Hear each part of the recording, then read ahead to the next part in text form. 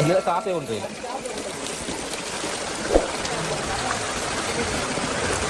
என்னப்பா முழங்கால தாண்டி வந்துட்டு தண்ணி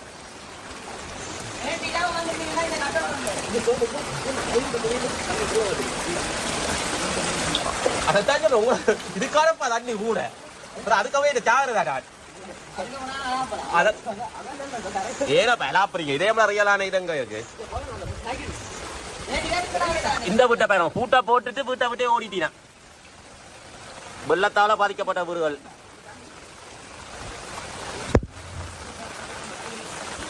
வீட்டுக்கு எல்லாம் பாருங்க வெள்ளத்தை